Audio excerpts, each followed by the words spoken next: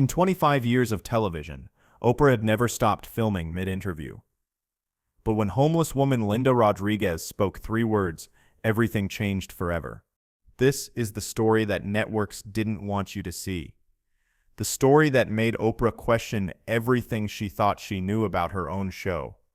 And the story that proved sometimes the most powerful television happens when you throw away the script and follow your heart. It was a Tuesday afternoon in Chicago, October 15th. The Oprah Winfrey Show was filming what was supposed to be a routine episode about second chances in life. 3 guests were scheduled: a former drug addict who became a doctor, a teenage mother who graduated valedictorian, and Linda Rodriguez, a 34-year-old homeless woman who had been living in her car for 8 months with her 2 young children. Linda wasn't supposed to be the main story that day. She was meant to be a brief 5-minute segment, just long enough to tug at heartstrings before moving on to the feel-good success stories. But sometimes, life has other plans. The producers had found Linda through a Chicago homeless shelter.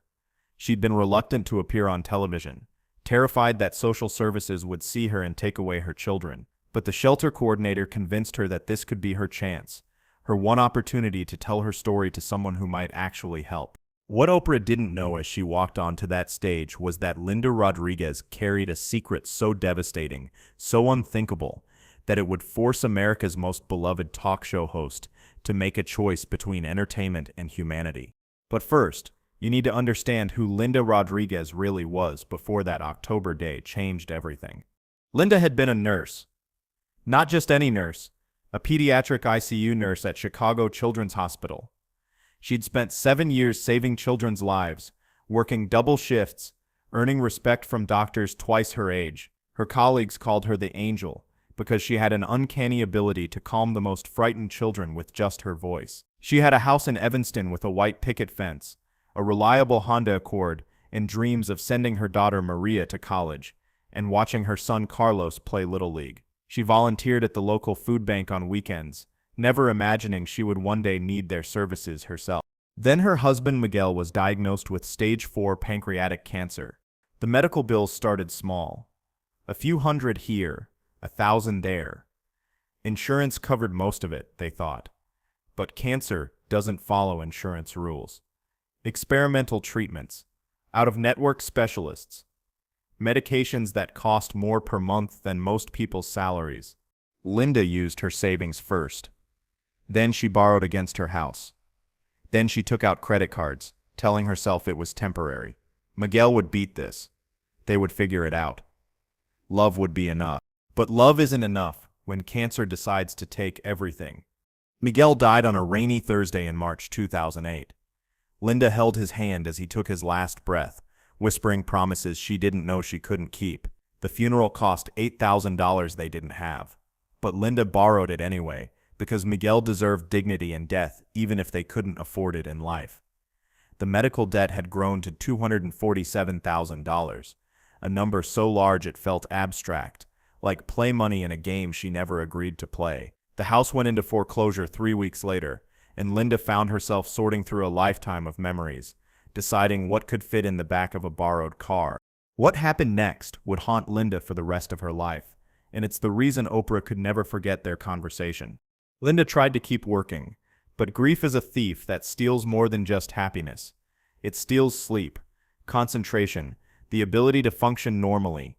She made a medication error, wrong dosage for a 6-year-old with pneumonia. No harm came to the child, but it was enough. In a profession where mistakes can mean death, one error ends everything. She lost her nursing license, then her last paycheck, then her car was repossessed, and finally on a cold September night, Linda Rodriguez found herself sitting in a borrowed 1997 Honda Civic with her 7-year-old daughter and 5-year-old son, trying to explain why they couldn't go home anymore. The car became their home, but calling it a home felt like a lie. It was a 1997 Honda Civic with 80,000 miles, donated by a church member who felt sorry for them but not sorry enough to let them stay in her spare room. School parking lots at night, where security guards pretended not to see them if the children were quiet. Walmart parking lots when it was too cold, rotating between different stores, so managers wouldn't recognize them. McDonald's bathrooms for washing, where Linda would scrub their clothes in the sink at 5 a.m. before the morning rush started. The public library became their sanctuary, warmth, internet to search for jobs she couldn't get without an address, and a place where her children could pretend they were normal for a few hours. This was the woman who walked into Harpo Studios that October afternoon, wearing the same clothes she'd been sleeping in for 3 days, clutching a plastic bag that contained everything her family owned. Oprah started the segment the way she always did, with difficult stories, with warmth, with empathy, but also with the careful distance of someone who interviews trauma for a living. The cameras rolled. The audience sat forward in their seats, ready for their daily dose of inspiration mixed with just enough heartbreak to make them grateful for their own lives.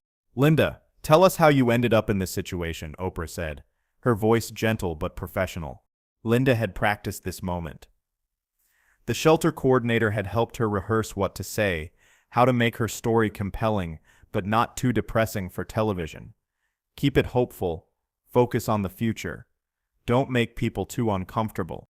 But when she opened her mouth to speak, something different came out. "We sleep in the car," Linda said simply.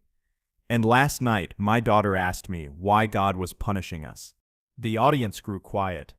This wasn't the sanitized version of homelessness they were expecting, the kind where hard work and positive thinking solve everything. This was raw.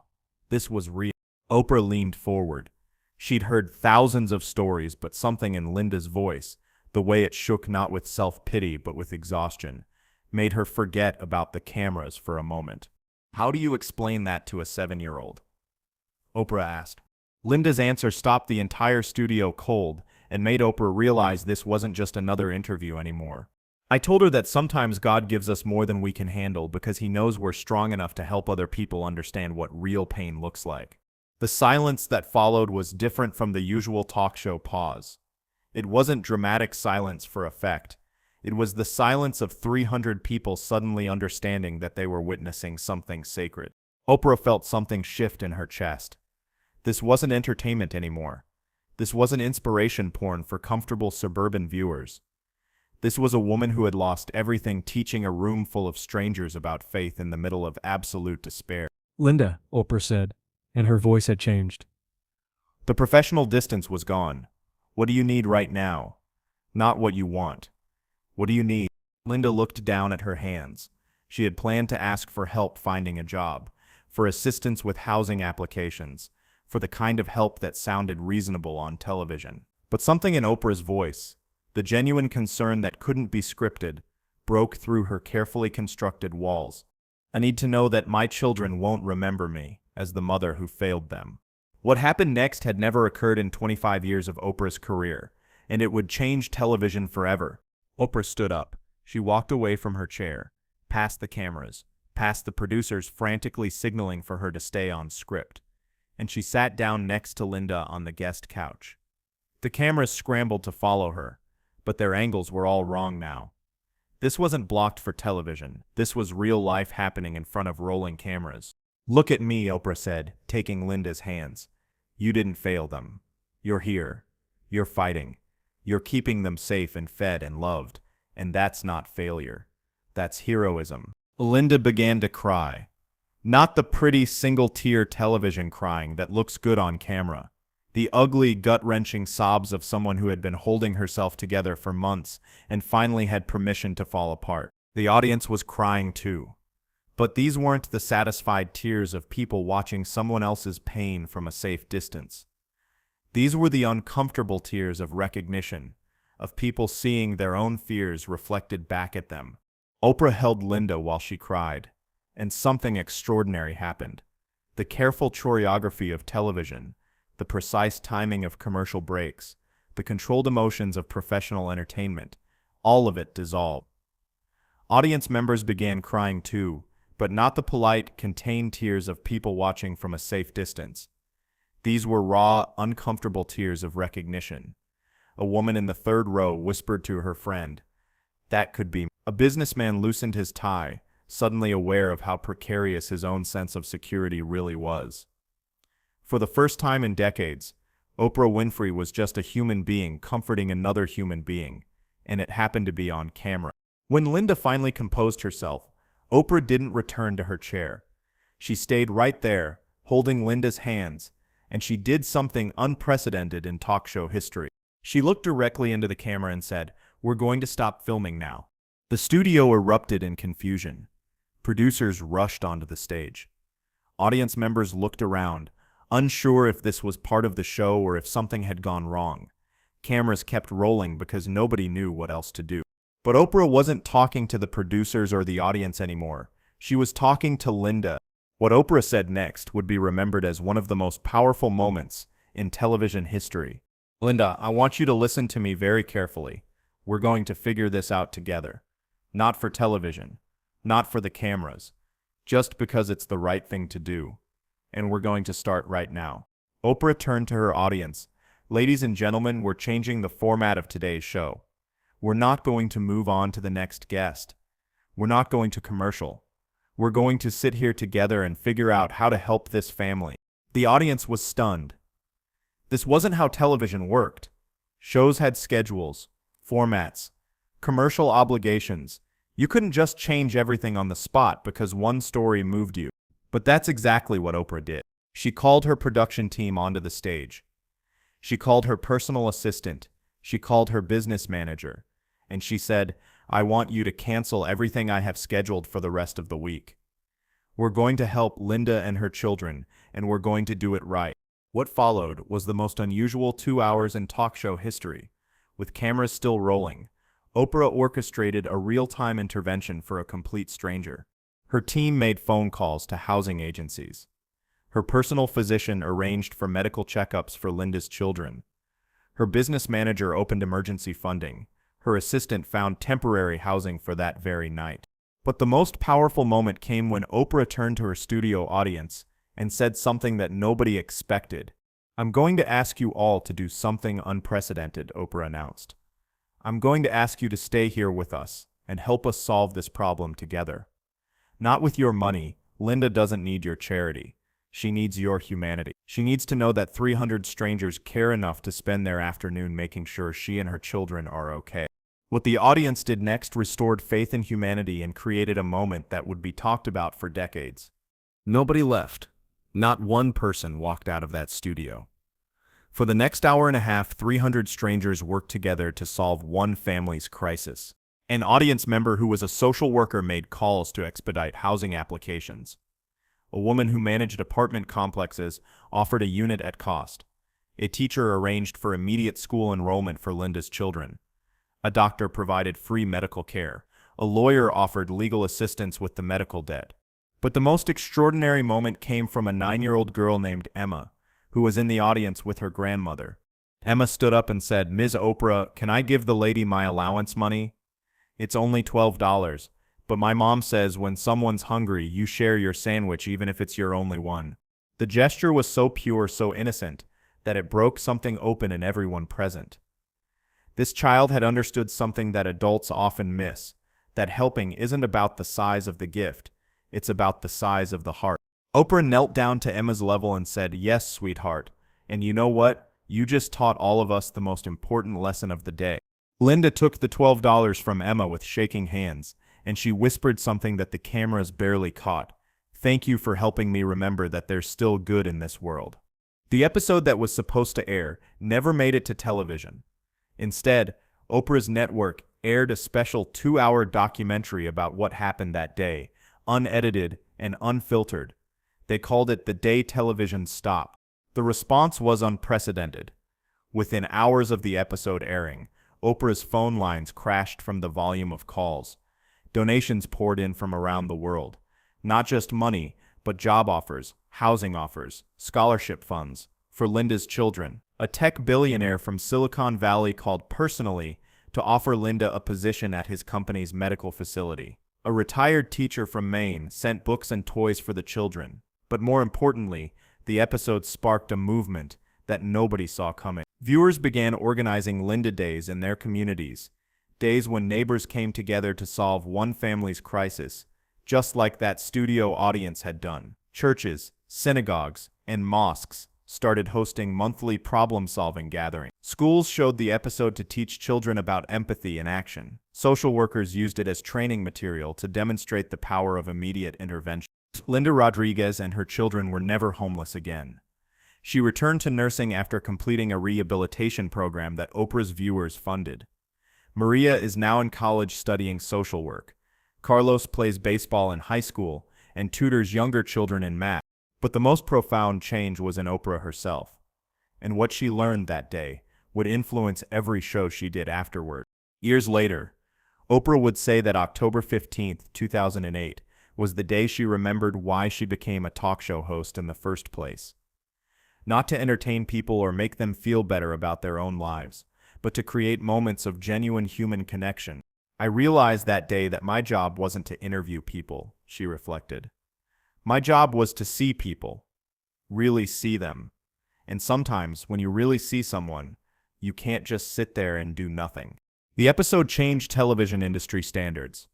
Other shows began incorporating intervention episodes where they stopped their regular format to address real problems in real time. The concept of poverty porn, exploiting people's suffering for entertainment value, became widely discussed and criticized.